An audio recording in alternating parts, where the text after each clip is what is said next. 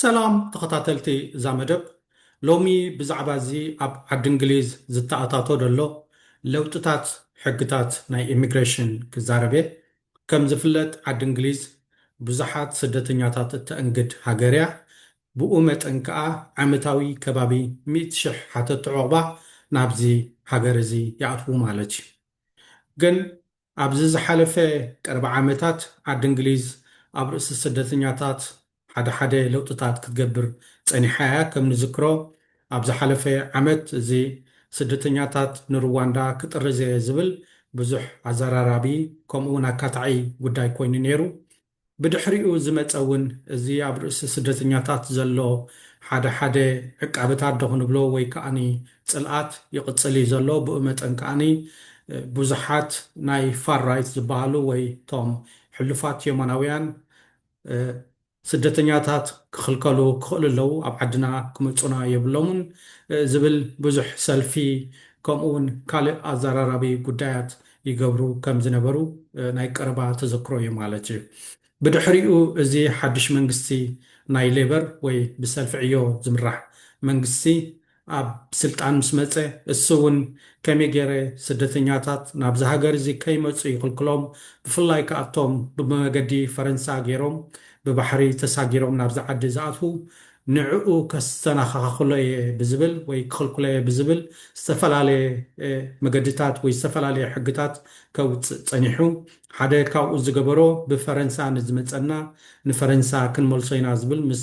ሃገረ ፈረንሳ ስምምዕ ገይሮም ማለት እዩ። ኣብዚ ዓዲ እዚ ብዘይ ሕጊ ይሰርሑ ዝብልዎም ሓተቲ ዕቑባ ወይ ስደተኛታት ድማ ተደጋጋሚ ግፋ ከምኡውን ምጥራዝ ይገብሩ ከም ዘለዉ እንሪኦ ዘለና እዩ። ኣብዚ ቀረባ ስልጣን ዝሓዘት ናይ ሆም ኦፊስ ስልጣን ዝሓዘት ሚኒስተር ማለት እዩ ሻባና ማሕሙድ ከዓኒ ነዚ ኣብ ርእሲ ስደተኛታት ዝግበር ዘሎ ናይ ምትራር ክንብሎ ንኽእል ስጉምትታት ብዝለዓለ ክትቅፅለሉ ምዃና ተዛሪባ ኣላ።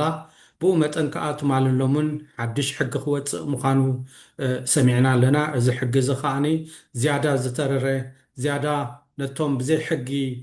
ዝመፁ ዝብልዎም ወይ ብኣናቶም ኣፀዋውዓ ዘይሕጋውያን ስደተኛታት ዝብልዎም ኣብዚ ሃገር ከም ዘይመፁ ክንገብሮም ኢና ናብ ዝብል ትኸይድ ኣላ ማለት እዩ። ሕጂ እቲ ኣገዳሲ ሕቶ እንታይ ዓይነት ለውጥታት ክግበር እዩ ዝሕሰብ ዘሎ ንሓተቲ ዕቑባ ኸ ከምኡውን ነቶም ዕቑባ ዝረኸቡ ወይ ረፊጂ እንብሎም ከ ብምንታይ ክፀልዎም ኢልካ ምርኣይ ኣገዳሲ ይመስለኒ። እዚ ኣብ ዓዲ እንግሊዝ ክተኣታቶ ዝበሃል ዘሎ ናይ ኢሚግሬሽን ሕቶ ናይ ኢሚግሬሽን ሕጊ ብዴንማርክ ዝተፀለወ ምዃኑ ይዝረበሉ ኣሎ። ዴንማርክ ሓንቲ ካብተን ዝሓየለ ናይ ኢሚግሬሽን ሕግታት ወይ ከዓኒ ኣንፃር ሓተቲ ዕቑባ ዘሎ ሕግታት እተካይድ ሃገር እያ። ብኡ መጠን ከዓ ዝወሓዱ ሓተቲ ዕቑባ እዮም ዝኣትውዋ እዩ ዝበሃል። እዚ ኣብ ዴንማርክ ዕውት ኮይኑ ዝተረኽበ ናይ ኢሚግሬሽን ሕጊ ከዓኒ ኣብ ዓዲ እንግሊዝ ክመፅእ ጥራሕ ደይኮነ ኪንኡ እውን ክንከይድ ኣለና ይበሃል ኣሎ ማለት እዩ።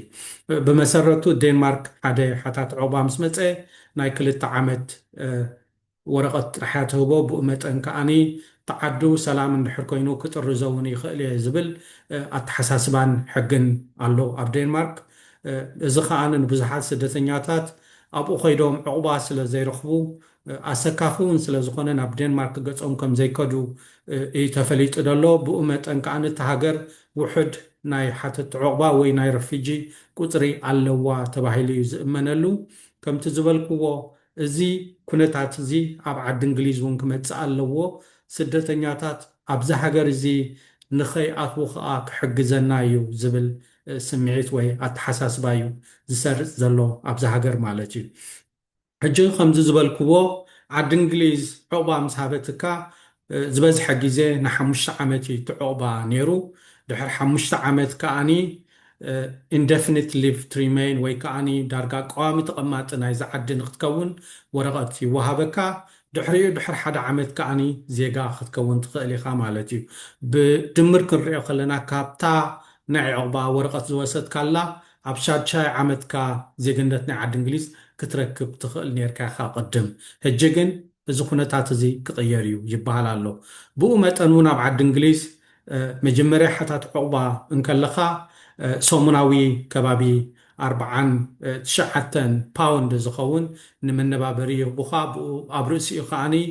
መቐመጢ ገዛ ወይ ኣብ ሆቴል የፅንሑኻ ማለት እዩ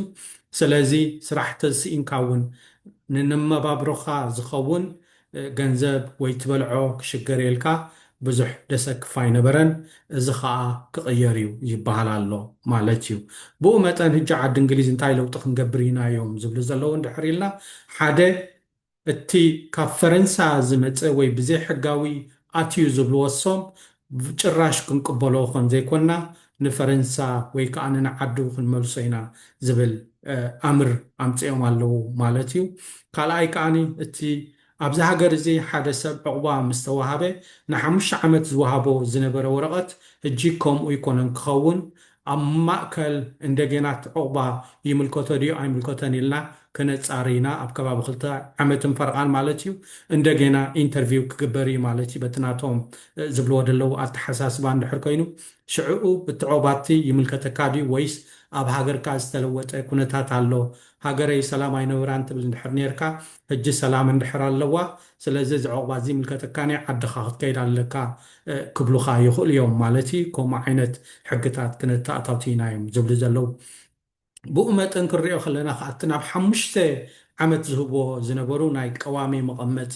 ኣብ ዓዲ እንግሊዝ ኣብ 5 ዘይኮነ ክሳብ ኣብ 20 ዓመት ክናዋሕ ይኽእል እዩ ይብሉ ኣለዉ ምናልባሽ ነዚ ነገራት ዘቃልሎ ኩሉ ይኽእል እዩ ትምህርቲ ስራሕ ኣብዚ ነገር እዚ ኣቲኻ ነብስኻ ለዊጥካ ኣብዚ ዓዲ ወይ ናብ ዓዲ እንግሊዝ ከዓኒ ሓደ ኣበርካት ዜጋ እንድሕር ኮንካ ኣበይ ወይ ኣበርካት ሰብ እንድሕር ኮንካ እዚ ነገር እዚ ምናልባሽ ክቃለል ይኽእል እዩ ይብሉ ኣለዉ ግን ብሓፈሻ እቲ ናብ 5 ዓመት ዝወሃብ ዝነበረ ኢንደፊኒት ሊቭ ቱ ሪሜይን ድብሎ ወይ ከዓ ቋሚ ተቐማጢ ናይ ዝዓዲ ዝብልዎ ክሳብ 20 ዓመት ክምጠጥ ይኽእል እዩ ይብሉ ኣለዉ ማለት እዩ ካልእ እውን እቲ ዝህብዎ ዝነበሩ ሓገዝ እዩ እቲ መንግስቲ ንሓታት ዕቑባ ወይ ከዓኒ ረፊጂ ምስ ኮንካ ወረቐት ምስ ወሰድካ ስራሕ እንተዘይብልካ ገንዘብን ትነባበረሉ ቁርብ ገንዘብ ማለት እዩ ከምኡ እውን ገዛ ዝህብዎ ዝነበሩ ሕጂ ግን መንግስቲ ግዴታ ኣይኮነን ከም ዝኽህብ ምክንያቱ እቲ ከምኡ ንህቦ ዘለናን ንስደተኛታት ከይሰርሑን ከየበርክቱን ይዕንቅፆም ኣለዉ ዝብል ኣተሓሳስባ ይገብሩ ስለ ዘለዉ ስለዚ መንግስቲ ናይ ግድን ኣይኮነን ከምኡ ክህብ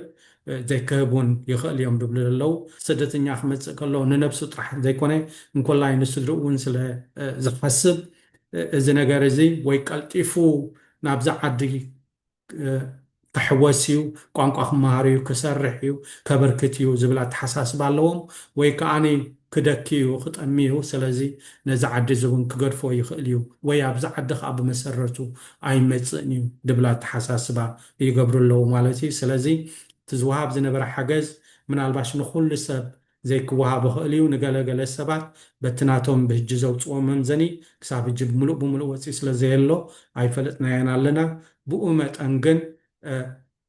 ሰሌክቲቭ ክኸውን ወይ ንገለ ክወሃብ እዩ ንኩሉ ሰብ ንክህብ መንግስቲ ሓላፍነቱ ኣይኮነን ድብል ኣተሓሳስባ ይገብሩ ኣለዉ ማለት እዩ እቲ ካልእ ዝበሃል ዘሎ እንድሕር ኮይኑ ከዓኒ እዚ ኩሉ ዝግበር ዘሎ እቲ ናብዚ ዝመፅእ ስደተኛ ወይ ተሓታት ዕቑባ ወይ ከዓ ትረፊጂ እንብሎ ኣብ ዓድና ኢንተግሬት ይገብር የለን ወይ ምዛ ዓዲ ይሕወስ የለን ቋንቋና ይፈልጥ የለን ባህልና ይፈልጥ የለን መገድና ይኽተል የለን ድብል ኣተሓሳስባ ይገብሩ ኣለዉ ስለዚ ሓደ ካብቲ ሪኳየርመንት ወይ ካብቲ ከማልእዎ ዘለዎም ስደተኛታት ተባሂሉ ቅድሚ ሕጂ እውን ተቐሚጡ እኳ ተዝነበረ ሕጂ ግን ብዝያዳ ክደፍእሉ ምዃኖም ይነግሩና ኣለዉ ማለት እዩ ስለዚ ዝኾነ ሰብ ምናልባሽ ኣብቲ ኢንደፊኒት ሊቭ ቱ ሪሜይን ክሓትት ከሎ ወይ ቋሚ ወረቐት ክሓትት ከሎ ቋንቋ እንግሊዝ ትፈልጥ ዲኻ ምስ ባህሊ ተላሊኻ ዲኻ ትሰርሕ ዲኻ ዝብል ሓሳባት ወይ ሕቶታት ከምፅኡ ይኽእሉ እዮም ድብል ግምታት ኣለዉ ማለት እዩ እዚ ከምዚ ዓይነት ሕቶታት ብፍላይ እቲ ናይ ቋንቋ እንግሊዝን እቲ ናብራ ናይ ዓዲ እንግሊዝን ዜግነት ክወስድ ከለካ ናብዚ ዓዲ ፈተናታት ኣሎ ትፍተን ኢኻ ወይ ብደገ ናብዚ ዓዲ ክትኣቱ ከለካ ብሕጋዊ መገዲ ትሕተት ኢኻ ሕጂ ግን ስደተኛታት ብዘይ ሕጋዊ መገዲ ይኣትዉ ኣለዉ ኢሎም ስለ ዝሓስቡ ብመገዲ ባሕሪ ዲ ብፈረንሳ ወይ ብካልእ ማለት እዩ እዚ ከየማልኡ ይኣትዉ ስለ ዘለዉ ምዚ ሕብረተሰብና ይወሃሃዱ የለውን ስለዚ ነዚ ክፈልጥዎ ኣለዎም ነዚ ከተግብርዎ ኣለዎም ዝብል ኣተሓሳስባ ይገብሩ ኣለዉ እዚ ዝብሎ ዘለኹ ነገራት ኣብቲ ዶኩመንት ወይ ኣብቲ ሕጊ ክተርርን ክኣቱን ምዃኑ ትፅቢት ዝግበረሉ ዘሎ ኩነታት እዩ ማለት እዩ ምናልባሽ ኣብ መጨረሽታ ነገር ክቕመጥ ዝደልዮ ኩሉ ግዜ ዝነበረን ሕጂ እውን ብዝያዳ ክተርር ምዃኑ ርዱእ ኮይኑ ደሎ እቲ ናይ ገበን ዝብልዎ እዩ ማለት እዩ ኣብዚ ዓዲ ዝኾነ ስደተኛ ዝኾነ ሓታት ዕቑባ መፂኡ ገበን እንድሕር ገይሩ ዝኾነ ዓይነት ገበን ናይ ዕቑባ ሕትኡ ምናልባሽ ዘይክምለስ ይኽእል እዩ ክስጎግ እውን ይኽእል እዩ ካብዚ ዓዲ ካልእ እውን እቲ ዕቑባ ረኺቡ ኣብዚ ዓዲ ይሰርሕ ይቕመጥ ነይሩ ድሓር እቲ ገበን እንድሕር ገይርዎ ምናልባሽ እቲ ናይ ዕቑባ ወረቐቱ ክውሰድ ወይ ሪቮክ ክኸውን ይኽእል እዩ እቲ ፐርማነንት ሬዚደንስ ዝበሃል ኣብዚ እቲ ናይ ቀዋሚ መቐመጢ ወረቐት ደይክረክብ ይኽእል እዩ ኣብቲ ናይ ዜግነት ምስ መፀ እውን ክዕንቅፎ ይኽእል እዩ እዚ ነገር እዚ ከዓኒ ካብቲ ብጥብቂ ዝርእዎ ዘለዉ እዩ ምናልባሽ ሓደ ቀሊል ኣብነት ናይዚ እንድሕር ኣሎ እዚ ኢትዮጵያዊ ጓል ኣንስተይቲ ዓሚፁ ተባሂሉ ተኣሲሩ ዝነበረ ንዓዱ ዝጠረዝዎ ማለት እዩ ከምኡ ዓይነት ነገራት ከም ልሙድ ተርእዮ ክኸውን ምዃኑ የተንብሁልና ኣለዉ ማለት እዩ ስለዚ እዚ ኩነታት እዚ ምፍላጡ ኣገዳሲ እዩ ምፍላጡ ነቲ ብህጂ ናብ ዓዲ እንግሊዝ ዝመፅእ ጥራሕ ደይኮነ ወላ ነቲ ዓዲ እንግሊዝ ኣትዩ ዘሎ ሰብ እውን ብሓደ ድዩ ብካልእ መገዲ ክፅልዎ ስለ ዝኽእል ብጣዕሚ ኣገዳሲ እዩ ካልእ ክሳብ ሕጂ ፈሊጥናዮ ዘለና እውን እዚ ናይ ፋሚሊ ሪዩኒየን ዝበሃል ወይ ኣብዚ መፂኻ ደቅኻን በዓል ቤትካን ኣብ ዓዲ ገዲፍካ እዮም ተመፂኻ ክጥርነፉ ምሳኻ ወይ ናይ ስድራ ቤት ምጥርናፍ ዝበሃል ንጊዛዊ ተባሂሉ ደው ኢሉ ከም ዘሎ ፈሊጥና ኣለና ግን ሓድሽ ነገራት ወይ ሓድሽ ሕግታት ከተኣታትውሉ ተኽእሎታት ክህሉ ይኽእል እዩ እዚ ናይ ቋንቋ ሕቶዶ ወይ ናይ ስራሕ ሕቶዶ ድበሃል እቲ ዝመፅእ ወይ እቲ ስድርኡ ዘምፅእ ቋንቋ ይፈልጥ ድዩ ስራሕ ኣለዎ ድዩ ዝበሃል ሕቶታት ክውስኽሉ ይኽእሉ እዮም ቀደም ከም ሓታት ዕቑባ ወይ ከም ረፊጂ ዝኾነ ሰብ ናይ ፋሚሊ ሪዩኒየን ወይ ጥርናፈ ስድራ ቤት ከም መሰል ይረአ ነይሩ ሕጂ ግን ከም መሰል ጥራሕ ክረአ ኣይክእልን እዩ ድብል ኣተሓሳስባ ኣሎ ምክንያቱ ኣብዚ መፅኦም እቶም ስድራ ቤት መፅኦም ብናትና ገንዘብ ወይ በቲ በነፊት እሶም ድብልዎ ወይ ዩኒቨርሳል ክሬዲት ብእዮም ዝኸዱ ደለዉ ናይቲ እንግሊዛዊ ወይ ኣብዚ ዝቕመጥ ሕብረተሰብ ታክስ ዝኸፈሎ ወይ ቀረፅ ዝኸፈሎ ወይ ናይ መንግስቲ ገንዘብ ናብኦም ይውዕል ኣሎ ስለዚ እዚ ነገራት እዚ ክጓደል ኣለዎ ዝበሃል ኣተሓሳስባ ኣሎ ስለዚ እዚ እውን ክትንከፍ ይኽእል እዩ ማለት እዩ ብጠቕላላ ክንሪኦ ከለና ዳርጋ ናብ ኩሉ ዓለም ኣብ ኣሜሪካ ድዩ ኣብ እንግሊዝ ድዩ ኣብ ካልእ ናይ ኤውሮጳ ሃገራት ጉዳይ ስደተኛታት ካብቲ ዝነበሩ ኩነታት ናብ ዝኸፍአ ይኸይድ ኣሎ ግን ዕድለኛታት ኣይኮናን ብፍላይ እዞም ህዝቢ ሳልሳይ ዓለም ናይ ኣፍሪቃ እንኮላይ ከዓኒ እቲ ግርጭታት ከዓ ይኸይድ ኣሎ ስለዚ ሰባት ካብ ዓዶም ይስደዱ ኣለዉ ክሳብ ሕጂ ሓደ ቀሊል ኣብነት ናይ ሱዳን እዩ ሱዳን ብዙሕ ሰብ ህሰ ካብ ዓዱ ይፈናቐል ኣሎ ብኡ መጠን ከዓኒ ከም ስደተኛ ኮይኑ ምምፅኡ እውን ኣይተርፎን እዩ ከምዚ ንሪኦ ዘለና ከዓኒ ሃገራት ምዕራብ ነቲ ናይ ስደተኛታት ሕግታት ካብቲ ዝነበሮ ኣመና የትርርኦ ኣመና የሕይልኦ ኣለዋ ስለዚ ጥንቃቐ ክንገብር እንኸዶ ኣካይዳ ኩሉ ነዚ ኣብ ግምታት ክንእቱ ፅቡቕ እዩ ብኡ መጠን ከዓኒ ናብ ዝኸድናዮ ዓዲ ብተኻእለ መጠን ነቲ ቋንቋ ክንፈልጦ ንኣብነት ብዛዕባ ዓዲ እንግሊዝ ንዛረብ ስለ ዘለና ሕጂ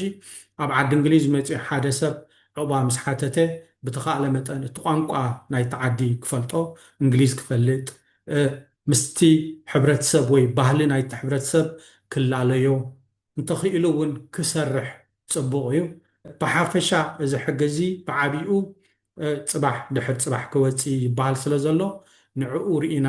እንታይ ክንገብር ኣለና ብዲቴይል ክንዛረበሉ ኢና ወይ ኣስፊሕና ክንዛረበሉ ኢና ንሎሚ ጀስት ናተይ ሓሳባት ክበኩም ስለ ዝደለኹ እየ እዚ ማለት ግን ክብል ከለኹ ናይ መወዳእታ ድዩ ዝወፅእ ዘሎ ሕጊ እንድሕር ኢልና ወፂኡ ፀዲቑ ማለት ኣይኮነን ኣንጻሩ መዓት ጎስጓሳት እውን ይካየድ ኣሎ እዚ ዝግበር ዘሎ ንስደተኛታት ካብቲ ዝነበሮም ቨልነራቢሊቲ ወይ ካብቲ ዝነበሮም